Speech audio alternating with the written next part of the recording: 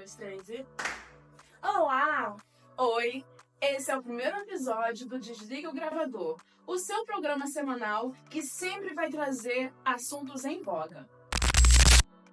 E o assunto de hoje é a CPI das Bets. Mas o que é uma CPI, Damares? Comissão Parlamentar de Inquérito. Exatamente. A CPI das Bets já está rolando desde novembro, mas agora é que está sendo falada em todos os lugares. Principalmente com a Virgínia, o Rico Melquiades, o Padre Patrick, que foram convocados para a CPI na última semana e trouxe um burburinho aí na internet. Essas atividades.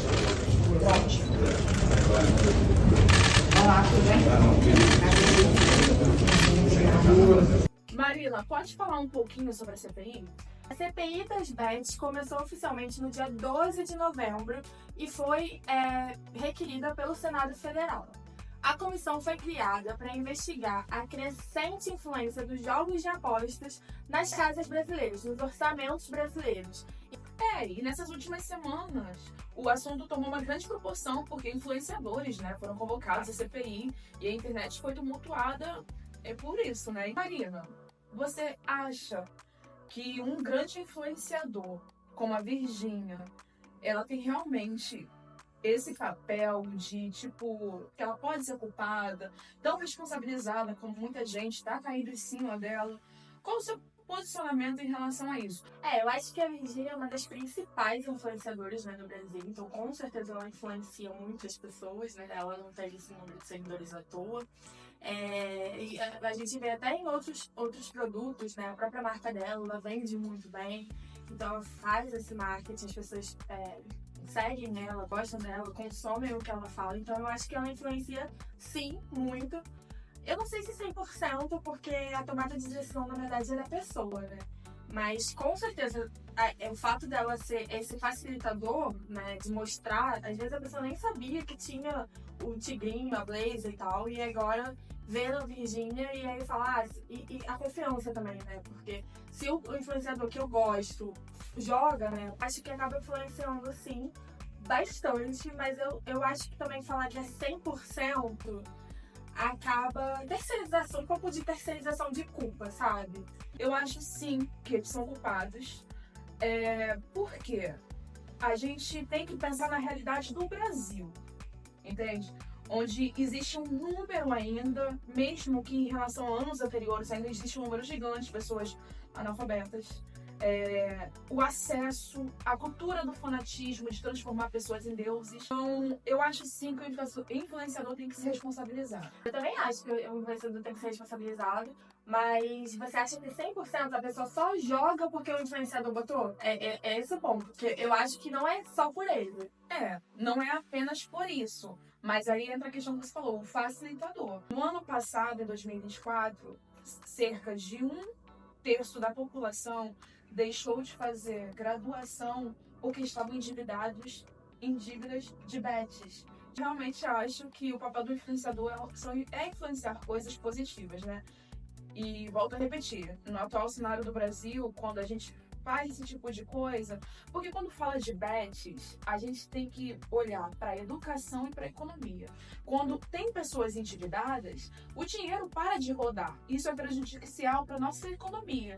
E eu acho que aí entram 2 pontos que faz sentido com o que você falou, que vai nessa linha de pensamento. A questão de como os brasileiros são muito endividados, eles querem ganhar dinheiro fácil, Assim, claro, gente, qualquer oportunidade se me oferecerem, não assim... Sendo lícito.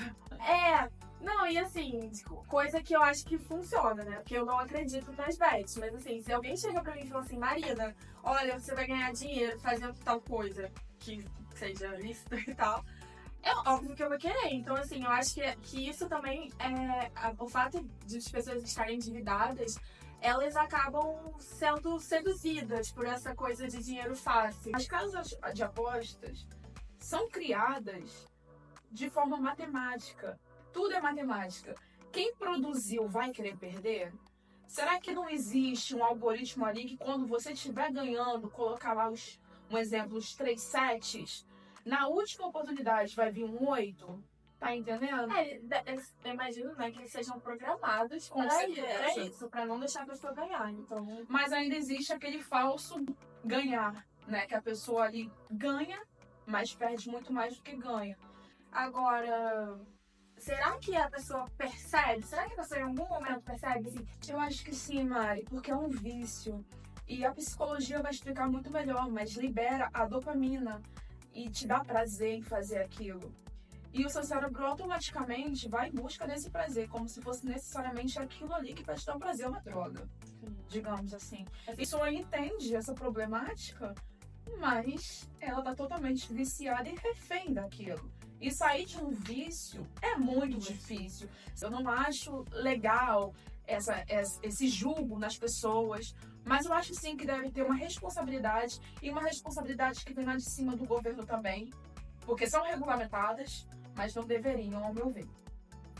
então eu acho que as bets deveriam ser igual. Os influenciadores não poderiam fazer propaganda. Assim como também não deveria ser, assim como deveria ser proibido. Porque os bingos foram proibidos lá atrás. Se eu não me engano, no ano de 2002, no governo do Lula, foi no primeiro mandato, por lavagem de dinheiro, ele acabou com os bingos, né? No governo dele. Então, se acabou com algo que a pessoa tinha que sair de casa pra fazer, que era mais difícil, imagina com o que tá aqui. Não, e a ideia é a mesma, né? Você apostar, você jogar, enfim, você acaba. E também tem essa questão que você falou. Hoje também há esse questionamento se tem lavagem de dinheiro. Então, eu acho que deveria ser proibido e acho que as influenciadoras não poderiam fazer propaganda. Mas eu acredito que as pessoas que atualmente, assim, eu não acho que elas sejam 100% culpadas nesse sentido que eu tô falando. Eles são facilitadores, não deveriam fazer. Mas eu acho que a pessoa também ela tem esse poder de escolha de sim ou não. Mas a gente pode falar um pouquinho agora, Marina, sobre a cultura de pão e circo que as pessoas fazem em uma CPI, que é um local tão sério. Eu queria falar o seguinte: CPI, de uma forma geral no Brasil, acontece isso, né? Elas nunca são tão levadas a sério, já tiveram outras CPIs e sempre tem um pouco de pão e circo. Acho que agora mais ainda, e principalmente um assunto que é tão atual que as pessoas estão. Porque geralmente as CPIs elas são um pouco mais ligadas a questões políticas, partido político, então a população não está tão ligada no que está acontecendo. Mas em relação ao Padre Patrick, ele é um padre influencer, eu não conhecia. É um padre jovem que acho muito legal, que ele acaba também aproximando as pessoas, né, essa pegada de internet. E aí, fica o questionamento. Não tô falando de minha opinião, não. Fica o questionamento. Será que ele quis aproveitar um pouco a CPI? Porque, e aí fica o meu questionamento também pro futuro, que os senadores também estão aproveitando um pouquinho, né, aproveitando a divulgação pra aparecer um pouquinho, você acha? Então, vou falar do padre em si, né? Que ele parece ser muito coerente em muitos posicionamentos que eu já vi dele. Eu também não conheço ele, não posso falar. Você pode falar melhor. Assim, eu não acompanho 100%, mas o que eu vi, ele parece bem coerente. Então, ele falou com pessoas que são viciadas em bet, outras que infelizmente perderam algum familiar, algum amigo. Então, ele trouxe uma realidade, eu acho que ele quis falar em nome da população, em nome do povo, né? Eu não acho, assim, que ele teve... Não disse que você que acha, mas você botou o questionamento no ar. E algumas pessoas podem achar, não acho que ele quis aparecer. Eu acho que ele quis realmente falar em nome da população como uma autoridade dessas pessoas, né? Porque o padre não deixa de ser uma autoridade. Agora... Senadores, acha que os senadores estão aproveitando também? Com certeza, eles com certeza. Até porque... diferente do padre que trouxe situações, os senadores pediram fotos, assim. Ô, Cleitinho, eu sabia que eu te conhecia de algum lugar. Eu te conheço, eu já vi vídeo seu já. Aqui, ó, manda um abraço pra Amanda e pra Laís. Amanda e Laís. Tá pra aprender, me ensina a jogar. Tipo, gente, tá falando numa CPI de que é ruim jogar o negócio. E aí eles pedem pra ensinar a jogar. Então, assim, eu acho que é um despreparo. Isso mostra muita realidade da nossa política e, pra mim, eu falo e não pode ligar o gravador dessa vez. Eu acho que eu acho que agora mais do que nunca as pessoas precisam aprender a votar, porque são essas pessoas que te representam, sabe? Eu acho que as pessoas precisam ter um olhar mais atento em quem vão votar nas próximas eleições, pra gente tentar mudar um pouco essa realidade. Então, para mim, o primordial é a educação, porque quando você é um povo mais capacitado, mais informado, você não fica mercê. E eu vim trazer outro questionamento, Damares, que eu Mais um. tô assim hoje. Então, será que as pessoas lá atrás, óbvio que as Bets chamam alunos e hoje todo mundo sabe os perigos, todo mundo sabe que as pessoas perdem para eles ganharem e todo mundo sabe que não é legal fazer isso. Mas será que lá atrás, quando começou as primeiras bets, eles foram os grandes influenciadores e alguns influenciadores toparam, até influenciadores que já voltaram atrás, por exemplo, Felipe Neto, né, no início participou disso e hoje em dia já voltou atrás, não faz mais. Será que essas pessoas lá atrás, no início, quando começou, tinham noção disso? Sim, tinha noção de como isso ia acontecer? Não, eu não acho que tinha essa noção, não. Mas a informação também tá aí, né? E são pessoas que